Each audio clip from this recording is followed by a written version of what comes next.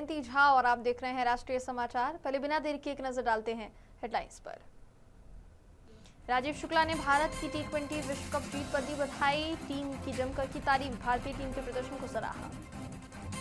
शत्रुघ्न सिन्हा का बीजेपी पर बड़ा हमला, नीतीश कुमार के राज्यसभा जाने पर साधा निशाना, ममता बनर्जी को बताया आयरन लेडी। बिहार में निशांत कुमार की एंट्री से हलचल तेज, ललन सिंह ने किया निशांत कुमार का स्वागत, ममता बनर्जी को कहा संविधान विरोधी। संजय झा का बड़ा बयान, नीतीश कुमार ही पार्टी के सुपर बॉस, शराबबंदी कानून पर भी उन्होंने यू टर्न लेने से किया इनकार। पटना की सड़कों पर पोस्टर की भरमार, चिराग पासवान को मुख्यमंत्री बनाने की मांग तेज, कार्यकर्ताओं की मांग पर चर्चा शुरू।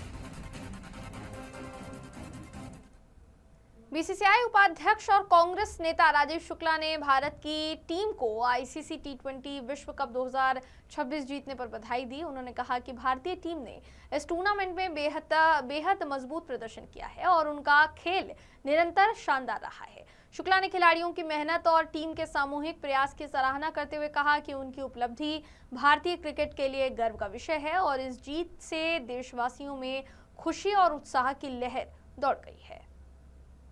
ये कहना है कि एक बहुत मजबूत टीम बन के भारतीय टीम उभरी है और उनके परफॉर्मेंस की जितनी सराहना की जाए वो कम है। इतना जबरदस्त उनका प्रदर्शन लगातार रहा है। यदि आप एक मैच को छोड़ दें तो उसके बाद लगातार उनका प्रदर्शन इतना जबरदस्त रहा है कि हमारी एक ऐसी मजबूत टीम ही बन गई और लगातार इतने विश्व कप जीतना मेरे ख्याल से हमारी 5वीं ट्रॉफी है। जो सीनियर के अगर देखें तो हमने पिछली भी ली, ये भी ली, विमेन में भी हमने वर्ल्ड कप जीता, अंडर 19 में भी हमने जीता। तो ये लगातार जो हमारी जीत हो रही है, चैंपियंस ट्रॉफी भी हमने जीती। तो ये भारतीय टीम बहुत मजबूत हुई। जो प्रयास था बीसीसीआई का पिछले 10-15 साल से कि कैसे जो है खिलाड़ियों का एक बड़ा बैंक बनाया जाए, कैसे उनकी बढ़िया ट्रेनिंग की व्यवस्था और सेंटर ऑफ एक्सीलेंस जो है उसमें काफी अहम रोल जो है बीसीसीआई ने अदा करके आज एक ऐसी टीम पेश की है जो दुनिया की हर टीम को। शत्रुघ्न सिन्हा ने बीजेपी पर बड़ा हमला बोला है। नीतीश कुमार के राज्यसभा जाने पर उन्होंने खुलकर बयान दिया। ये भी कहा कि नीतीश कुमार के राज्यसभा जाने की खबरें उनके और बीजेपी के बीच का मामला है। बीजेपी बदलाव करना चाहती है तो करे। शत्रुघ्न सिन्हा ने ममता बनर्जी पर राष्ट्रपति द्वारा आदिवासियों के अपमान के आरोपों पर कड़ा रुख अपनाया है। उन्होंने कहा ये बीजेपी की हताशा है और ममता बनर्जी आयरन लेडी हैं। उन्हें जितना दबाया जाएगा वो उतनी ही मजबूती से उभर कर सामने आएगी। हाँ, चौंकाने वाला हो सकता है, लेकिन फैसला उनका फैसला है, उनकी पार्टी का फैसला है, चाहे उनके सहयोगी पार्टी है, हमारे पुराने जो हम जहाँ थे भारतीय जनता पार्टी, उनका फैसला है। लेकिन बात यह है कि उनका अंदरूनी मामला है, उनकी पार्टी का मामला है। मैं बेगानी शादी में अब्दुल्ला दीवाना नहीं बनना चाहता हूँ। मैं टीएमसी में हूँ, मैं ममता जी की बात कर सकता हूँ, ममता जी के साथ हूँ और मैं किसी और पार्टी के मामले में खासकर अभी क्या हो रहा है उसको ऑब्जर्व कर सकता हूँ, देख सकता हूँ, लेकिन इस मामले में अभी मैं कुछ कह नहीं सकता, मेरे लिए उचित भी नहीं है। अब ऐसे घड़ी में उन्होंने राष्ट्रपति जैसे ऊंचे पद को, सर्वोच्च पद को इसमें घसीटने की कोशिश की, सही नहीं है। ममता जी इसके लिए कोई जिम्मेदार नहीं है। ममता जी खुद लेडी हैं, लोगों को नहीं समझना चाहिए। देश में इकलौती अकेली ऐसी मजबूत, मशहूर, लोकप्रिय और दमदार महिला हैं हमारी अपनी ममता बनर्जी, जिनका जो आयरन लेडी भी हैं, ममता में भी हैं और उनके बारे में अब कुछ नहीं बन रहा है। हर फ्रंट पे भारतीय जनता पार्टी या उनके अपने इलेक्शन कमीशन या कमिश्नर फेल हो रहे हैं। तो अब ये नई बात निकालने की कोशिश की है, ये बिल्कुल सही नहीं। बिहार की राजनीति में निशांत कुमार की एंट्री ने नई हलचल पैदा कर दी है। केंद्रीय मंत्री और जदयू के वरिष्ठ नेता ललन सिंह ने निशांत कुमार के राजनीति में आने का स्वागत किया है। उन्होंने कहा है कि कार्यकर्ताओं की इच्छा पूरी हुई है और निशांत जल्द ही सभी जिलों में कार्यकर्ताओं से मुलाकात करेंगे। ललन सिंह ममता बनर्जी पर भी हमला बोलते हुए दिखाई दिए। बाकी पूरा कार्यकर्ताओं में उत्साह है और कार्यकर्ता उनको चाहते थे कि वो आए, पूरी पार्टी में हर लोग चाहते थे, तो वो आ गए। बहुत अच्छी बात थी। अभी भूमिका तो आपसे सलाह ले लिया जाएगा उस समय जब भूमिका तय होगा। तो लोगों को उम्मीद है सर कि सरकार आपसे परामर्श लिया जाएगा। अभी तो कोई सरकार बन नहीं रही है। सर यात्रा में भी निशांत कुमार निकलेंगे सर, लोगों के बीच जाएंगे, जरूर जाएंगे। हर जिला का में जाएंगे, कार्यकर्ताओं से मिलेंगे और हर जिला के कार्यकर्ताओं से मिलेंगे। कल सभी जिला अध्यक्षों के साथ भी उनकी बातचीत हुई है। आदिवासी महिला का अपमान ये जो पश्चिम बंगाल की सरकार है ममता बनर्जी के नेतृत्व में, उनके लिए न कोई संविधान है, न कोई देश का प्रेम है, न एक आदिवासी महिला जो देश की सर्वोच्च पद पर आसीन है उनके लिए कोई सम्मान है। उनके लिए किसी का कोई सम्मान नहीं है, वो सिर्फ अपना सम्मान करना चाहती है। और ये उनकी जो कार्रवाई है और ये हरकत है, इसको पूरे देश ने देखा है और पूरे देश आज उद्वेलित। संजय झा का बयान सामने आया है। बिहार की राजनीति में इस एक बयान ने हलचल मचा दी है। उन्होंने साफ कर दिया है कि नीतीश कुमार ही पार्टी के सुपर बॉस हैं और उनकी गाइडेंस में ही सरकार चलेगी। शराबबंदी कानून को लेकर जब उनसे सवाल किया गया तो उन्होंने यू टर्न लेने से इनकार कर दिया। इसे महिलाओं से किया गया नीतीश का वादा बताते हुए वो दिखाई दिए। देखिए, पार्टी के जो हमारे साथी हैं, जो पार्टी के हमारे वर्कर हैं, पार्टी के विधायक हैं, पार्टी के जो सांसद हैं, पार्टी के जो लोग पुराने साथी मुख्यमंत्री जी के रहे हैं लंबे समय से, सब लोगों का बहुत दिनों से था कि आकर के वो पार्टी में काम करें। हम लोगों से भी आके मिलते थे कि आकर के पार्टी में काम करना चाहिए। और अभी उन्होंने पीछे अपनी सहमति दी है। आपको पता है कि 2 दिन पहले जब हमारी विधायक दल की बैठक थी, विधानमंडल दल की बैठक थी, उसमें सारे विधायक भी थे और सांसद लोग भी थे।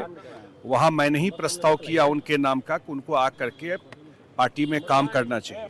बिहार के लोग भी चाहते हैं कि वो आ करके पार्टी में काम करें और उसमें सब लोगों ने सहमति दी, एक स्वर से सहमति दी और आ करके फिर हम लोगों ने आज उनका पार्टी में ज्वाइनिंग हुआ है। और जल्दी क्या मतलब, वो पार्टी में तो थे ही, ज्वाइनिंग में क्या कहूँगा, वो तो पार्टी में ही थे, लेकिन एक विधिवत रूप से वो काम शुरू किया उन्होंने आज से। और आने वाला समय में पार्टी का काम भी संभालेंगे, बिहार में भी जगह जगह जाएंगे और जो आगे पार्टी को बढ़ाना है, और जो उन्होंने खुद भी कहा है कि जो मुख्यमंत्री जी नीतीश कुमार जी की नीति है, काम है, उनकी बनाई हुई पार्टी है, उनका किया काम है, उसी बात के लेके लोगों के बीच में जाएंगे। वो एक आदिवासी समाज की राष्ट्रपति तो है ही, एक आदिवासी समाज से आने वाली है, महिला है, और जिस तरह का पीड़ा उन्होंने कल व्यक्त किया जो हम लोग सुन रहे थे, ये अपेक्षा देश में कोई नहीं कर सकता है। हम लोग इसको कंडेम करते हैं क्योंकि राष्ट्रपति जी पूरे देश की मान है। और उस जगह को, उस पोस्ट को जैसे वो बता रही थी, मैं सुन रहा था कि कितना बड़ा जगह था, वो जा कर के मिलना चाहती थी। अब वहाँ का एडमिनिस्ट्रेशन डिनाई किया इस चीज़ को। और प्रशासन के नॉर्मली जब राष्ट्रपति जाती हैं तो मुख्यमंत्री रिसीव करने आता है, किसी वजह से मुख्यमंत्री नहीं आए तो कोई मंत्री रिसीव करने जाता है। कोई उनको लिए नहीं था, कोई प्रोटोकॉल नहीं था।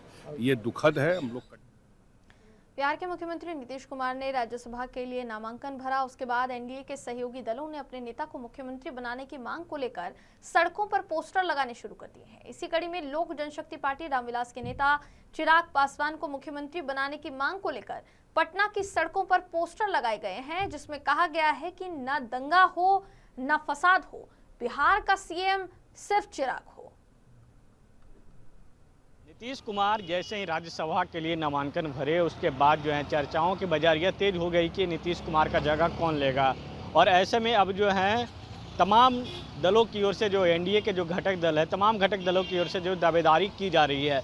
एक तरफ जहां चिराग पासवान को लेकर पहले भी दावेदारी की जा चुकी है, तो वहीं दूसरी तरफ जो है निशांत कुमार जो जनता दल यूनाइटेड में शामिल हो गए हैं, उनको लेकर भी दावेदारी की जा रही है कि उनको जो है मुख्यमंत्री बनाया जाना चाहिए। लेकिन अभी हम बीजेपी के प्रदेश कार्यालय के बाहर खड़े हैं। बीजेपी का यह प्रदेश कार्यालय देख रहे हैं और इसके ठीक सामने एक बड़ा सा पोस्टर लगाया गया है चिराग पासवान को लेकर। पहले भी ऐसी पोस्टरें लगाए जा चुके हैं और यह पोस्टर में आप देख रहे होंगे, एक तरफ पद्मभूषण जो रामविलास पासवान है उनकी तस्वीर लगी हुई है। चिराग पासवान की तस्वीर में आप देख रहे हो मुकुट पहनाते हुए नजर आ रहे हैं। जिस कार्यकर्ता की ओर से जो पोस्टर लगाया गया, उस पोस्टर से उस कार्यकर्ता की ओर से उनको मुकुट पहनाते नजर आ रहा है और लिखा हुआ है बिहार फर्स्ट, बिहारी फर्स्ट, दंगा ना दंगा हो न फसाद हो, बिहार का सीएम सिर्फ चिराग हो, राजाओं के इनके सर पर ताज, तभी आएगा बिहारी बिहार में स्वर्ण काल। मोदी जी का मिला अपने हनुमान को आशीर्वाद, चिराग हो गए बिहार का नए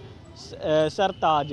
इस तरीके के जो है तस्वीर जो है पटना के सड़कों पर लगना जो है शुरू हो गई है। पहले निशांत कुमार को लेकर कल जो है विधायकों ने बैठक की, जो जितने भी जनता दल यूनाइटेड के जो युवा विधायक जो जीत कर आए हैं उन्होंने बैठक की और उसके बाद कहा गया कि निशांत कुमार को जो है मुख्यमंत्री बनाना चाहिए। और ऐसे में अब लेकर जो है चिराग पासवान की पार्टी की ओर से जो है उनके कार्यकर्ता जो है दावेदारी कर रहे हैं कि उनको जो है एक बड़ी जिम्मेदारी मिलना चाहिए चिराग पासवान को। पहले भी कई बार इस तरीके के पोस्टर लग चुके हैं कि केंद्र की राजनीति छोड़ बिहार की राजनीति चिराग पासवान को करना चाहिए। अब जो है कि बिहार के जो मुख्यमंत्री नीतीश कुमार थे वो केंद्र में चले गए, तो ऐसे में कहीं ना कहीं अब देखने वाली बात यह होगी कि इस पोस्टर का क्या मायने निकलता है और साथ क्या चिराग पासवान जो है को बीजेपी जो है, क्योंकि बीजेपी बड़ी पार्टी है, तो क्या बीजेपी जो अपना जो 26 सालों से जो उसका जो बिहार में सीएम नहीं रहा, क्या वो अपना जो है दांव फिर से किसी और पर चलाती है या फिर जो है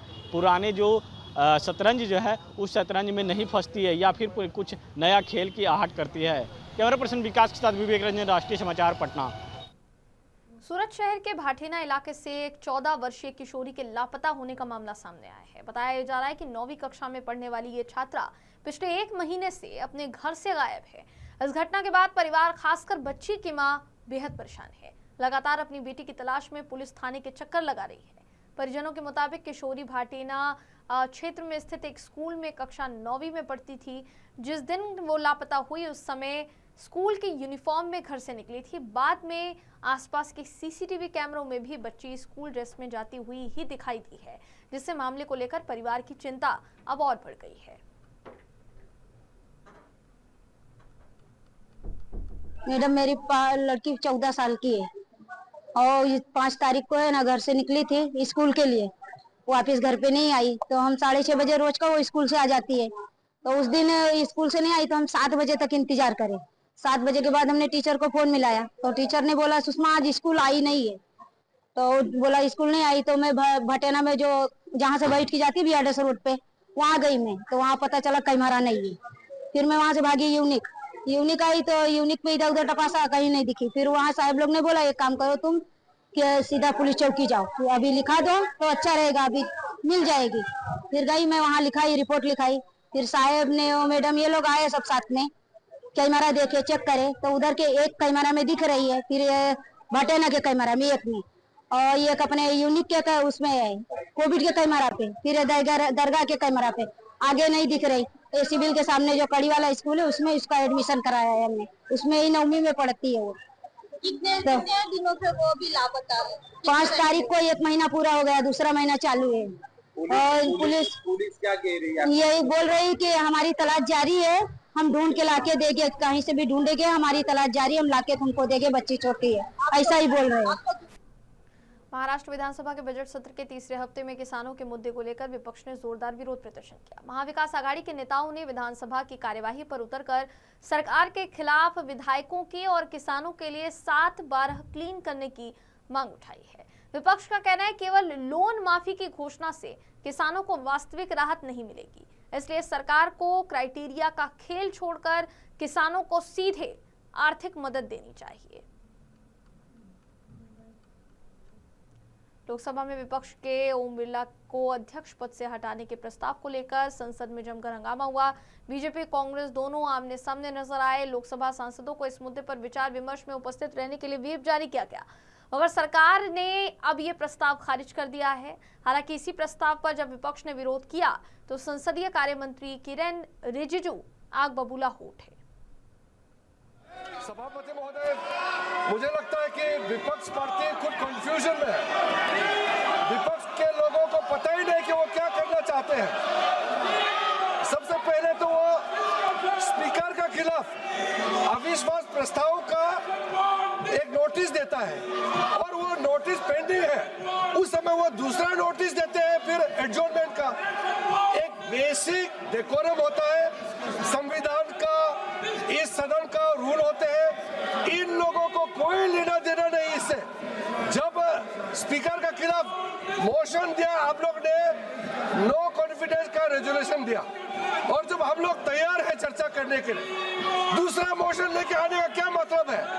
और जो आप बिना मतलब जो आवाज यहाँ उठा रहे, विदेश मंत्री ने इतना सुंदर से व्यापक रूप से अच्छी तरह से जो वक्तव्य दिया है, आप लोग सुनते नहीं है, आप लोग को सुनना नहीं है। I have never seen such irresponsible opposition party in my lifetime. This opposition party does not understand the basic ethics of this house, the rules of this house. They don't understand the values of the constitution.